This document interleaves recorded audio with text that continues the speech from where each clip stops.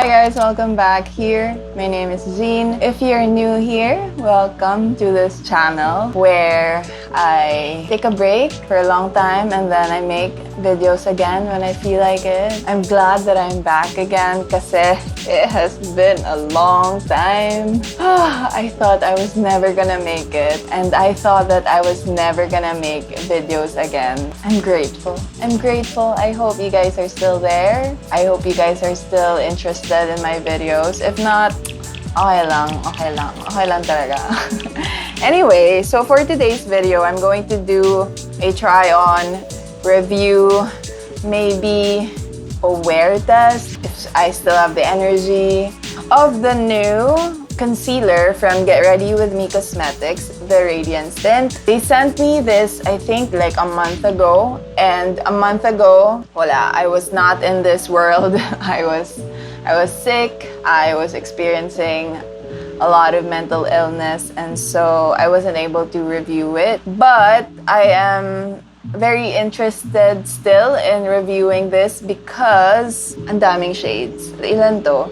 1, 2, 3, 4, 5, 6, 7, 8, 9, 10, 11, 12. 12 shades. I think this is the concealer that has most shades in the local market. That's very awesome. I always support brands who are very, who are very inclusive in their shade range. I always commend that because it's very commendable. Yeah, it's supposed to be like a base collection and it has hyaluronic acid, ceramides, phytophthagosine, whatever that is. It's also a type of ceramide.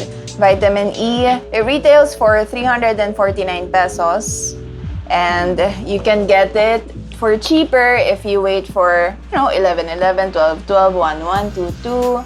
You know the drill. So ayun. I'm going to use it as much as I can. They have this 12 ways to use the Radiance Tint.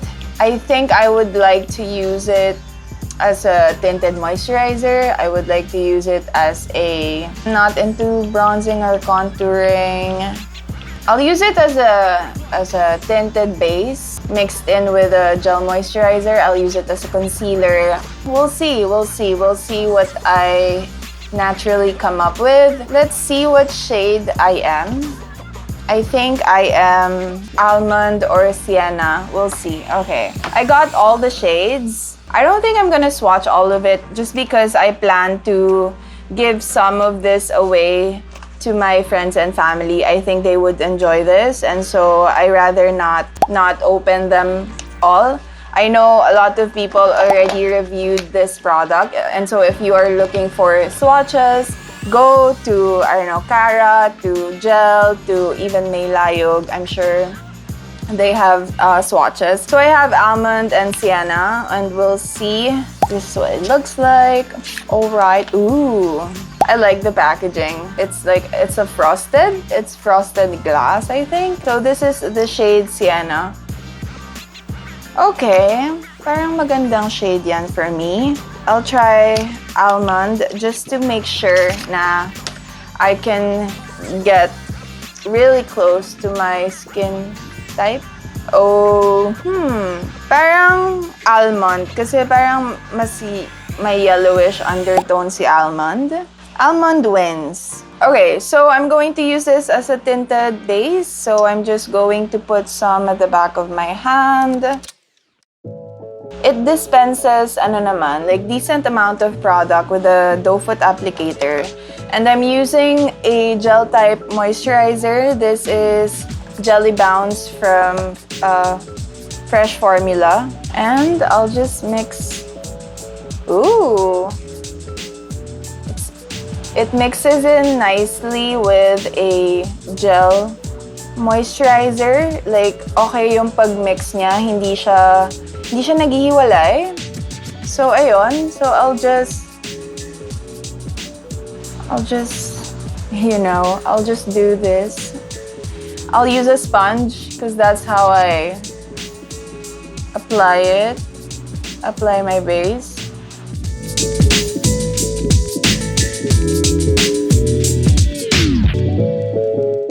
Wow. it doesn't dry out. Kasi yun yung parang medyo problema ko with Izzy & Co's, I guess, concealer, kasi it dries out really fast, and once na medyo natuyo na siya, ang hirap niya nang galawin sa face. So, I appreciate that this one stays moist for a while. So this is what it looks like. I used 3, I don't know how to call it. I used 3 ganito, like when I dispense the product sa back of my hand. I did that 3 times. So yun yung amount of product that I use on my face, and I mixed it in with moisturizer, and this is the coverage that I got.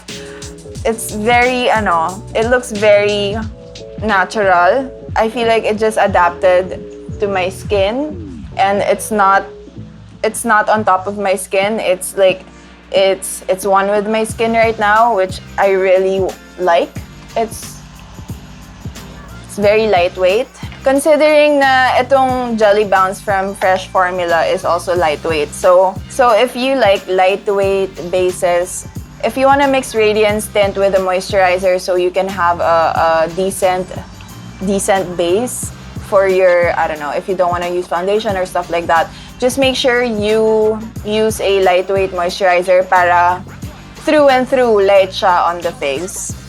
Lightweight feeling, I mean. So there, it's very natural. I love natural. So ayun. I guess I'm also just gonna use the shade Almond. I'm okay. I'm not looking for any brightening effect. So ayun, I'll just use Almond to conceal here. I think Almond is a beautiful shade for my skin tone. Smells sweet, which is very new to me kasi usually concealer parang walang amoy. But this one, sweet siya. Easy to blend, easy to move on the face. It covers, I would say, like, let me experience it muna before I say how much coverage it's giving me. I would say na medyo nasa siya, light medium coverage kasi, I mean, this is only one layer for my under eye, for the center of my face, and it's able to to even out my skin but not totally cover like itong darkness na to, which I'm okay with. Let's try another layer and see if it can really cover at least the darkness. So let's see if it can cover and if it can layer nicely on top of a thin layer that I just laid out before this. It's not looking cakey at all. It looks beautiful on my skin. For the base of my skin, I just used my Biore Watery Gel Sunscreen. Nothing else, because that's usually what I put on in the morning. And it's not the most moisturizing, so, but it's enough for my skin, and this one it looks very nice on the skin, I must say. I like that, I could say na, I could tell, just looking at my skin right now, I could tell na, may moisturizing property siya. It's not as moisturizing as the Maybelline Fit Me. It's not dry as the Izzy & Co concealer. I've been using the Izzy & Co concealer for a month whenever I would do something. And that one tends to be a little bit dry under my eyes, especially if I don't put on, like, I don't know, some kind of hydrating product on my face. But I don't mind because I like the coverage of that, and I like how it stays and self-sets, and I don't have to use much powder. This one, I might need to use powder just to like make it more long-lasting for me, but I really like the finish. I like it. Ang ganda niya. So, ayun. Tapos na ba? So, ayan. So, this is the Radiance Tint in the shade Almond all over my face as a base and as a concealer. I like it. It's a yes for me right now. We'll see how it wears. I guess I'm doing a wear test. Actually, now that I'm really trying to assess, I might not even need to set it. If, you know, since it's December, it's kind of cold, I can get away sometimes with not setting it. But I feel like, you know, pag summer months, I definitely need to set. But I'll set it a little bit later just to like see how it holds. And yeah, I'll get back to you. I'll finish my makeup a little bit. I'll put on more makeup than this. I guess kilay or whatever. And then first impression, I guess I'll give you my first impression. Okay, wait lang. So ayun, I just added more. Okay, I'm just gonna tell you. So I added Get Ready With Me Cosmetics, Aqua Tint and Aloha if you care, and brow gel ng Izzy & Co for my brows. Pinatungan ko lang ulit, and I think that's it. So first impression, I was actually, let's powder first. I'm using this Izzy & Co translucent powder kasi manipis lang siya and I don't think it would disrupt the formula that much. Kuha lang ako ng very manipis na layer for setting. Kasi it looks ano naman eh, like it doesn't look as radiant as I was expecting it to be. But actually, this is where I mixed in the concealer and the moisturizer. And how it feels right now, it's very like almost it dried down into a powdery finish. But on the face, it doesn't look powdery. It just looks natural. Pero I guess once you touch it, you might notice na may pagka-powdery yung dry down niya, but it doesn't look powdery at all sa face. So, ayun. Okay, first impression. I was actually reading this while I was trying to retouch earlier. So, multi-use, I think, okay, I haven't really experienced it that way, but I can just imagine based on the formula or based on how I experienced the formula with putting it on as a base or like as a concealer, na it would apply really nicely if I use it as a bronzer. It's just that I really don't use bronzer these days. I just opt for a powder bronzer, but good to know na ang ganda ng lapat niya on the skin, so I can just imagine na maganda rin yung lapat ng bronzer sa skin. I'll just maybe update you guys if ever I use it as a bronzer on my Instagram. I really don't know. Buildable, I have to say, that's a yes. It's true. Because I was able to build my concealer under the eyes and it was able to give me more coverage. I would say light to medium coverage siya, blendable. Yes, it's very blendable. When I was using this sponge from Real Techniques, damp, I didn't have a hard time blending it at all. It was nice, it was pleasant. Long wearing, we'll see. I really like it. I can tell na I might be reaching for this concealer from now on kasi I really like the shade. I really like the finish. I think it suits my skin type. I have like more sometimes oily, sometimes normal skin. It really depends on my hormones. So yeah, I'm very impressed and congrats to May, to Get Ready With Me Cosmetics. You guys did a great job again, as usual. Very proud. Support local. And yeah, so I'll be right back to do check-ins. I'm not sure if I'm gonna do it here or sa phone. We'll just have to wait and see. And so yeah, so this is what I look like right now. I like it. I really like it. And yeah, I'll see you guys later. Hi guys. So, ano na to? Next day na to. Ewan ko anong nangyari kahapon. I think I got really busy and then pinaliguan ko yung beagle namin. Tapos, I just got so tired. So, hindi ko na natapos yung check-in. But today, I did a 5-hour wear test. I did the same thing. I did the same base, pero I just had one layer of concealer right now. And I've been wearing this base for 5 hours na. I started 10:30 and now it's 4:30. Is it like 5:30, 11:30, 12:30, 1:30, 2:30, 3:30, 4:30. Actually, it's been 6 hours na. I also blotted kasi it's so hot. I have been doing a lot of house chores and it's not just oil anymore eh. Sweat na din eh. So I really just had to blot with tissue but I have not retouched. And so this is what it looks like after 6 hours on my sweaty, oily-ish face for today because today it's been pretty humid. Not hot, but like humid lang. Walang masyadong air. So this is what it looks like right now. Actually, napansin ko talaga kahapon, after the end of the day, I was looking in the mirror and it was still intact. Like, the coverage was still intact. Walang nabutas in terms of like coverage. And I was really impressed kasi maganda yung pagkapit niya on the face. I feel like kapit na kapit talaga siya sa skin ko. It wears, actually, I could say it wears beautifully throughout the day. It's definitely long wearing, but I'm not sure if this can extend up to like, I don't know, 8 hours.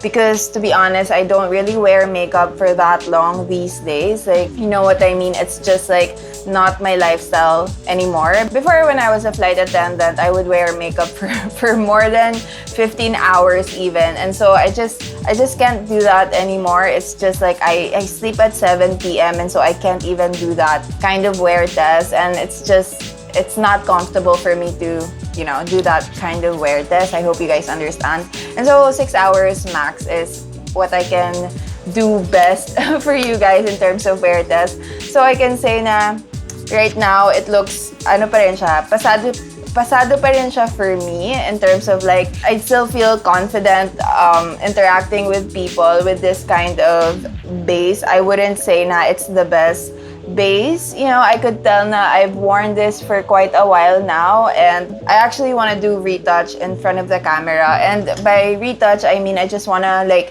put some powder on and see if kaya niyang ibalik yung freshness. And so, I'm just using the Izzy & Co. Weightless Loose Powder in Translucent. And I'll just apply a thin layer. And just to see if, alam mo yun, like, kung pwede pa siya in terms of like, I don't know, in terms of my standard, I guess. Ayan. Actually, actually, maganda siya.